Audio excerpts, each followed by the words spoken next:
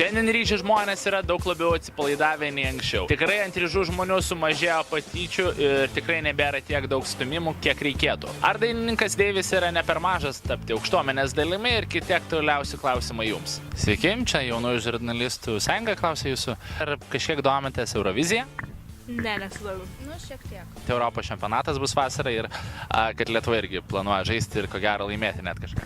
Na, girdėjau, visada stebiu ir laukiu šio čempionato, tikiuosi lietuviai parodys, kad esam krepšinio tauta. Na, jūs vis tiek kaip lietuvis, ką jūs pažadėtumėt, jei grupė Lemon Joy Lietuvai atvežtų prizinę vietą, tarkim?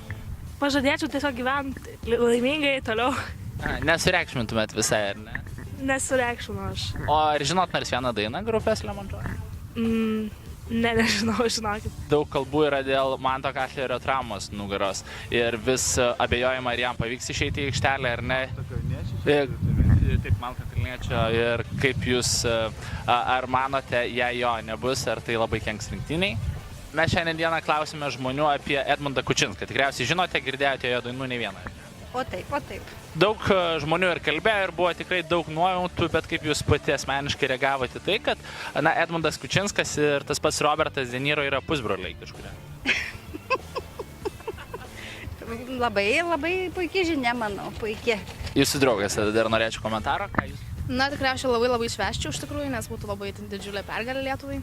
Tai, na, džiaugčiausi labai. Super, patriotiškai žodžiu, taip ir ne.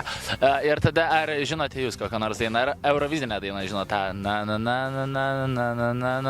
hei. Žinoma, tai nežinau. Girdėta daina. Norit gal jam Nežinojau, tiesą pasakyti. į antros eilę?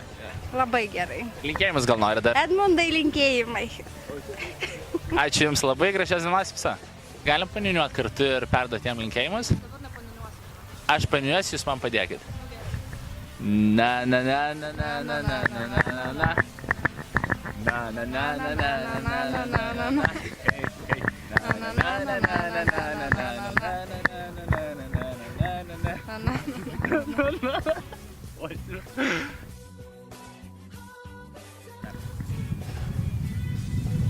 Už mano nugaros matote, kad į mane mėtų ne tik kažkokius bumerangus, tačiau ir pražydusias sakuras. Ir didelis žmonių skaičius įrodo, dėl ko mes gyvenam.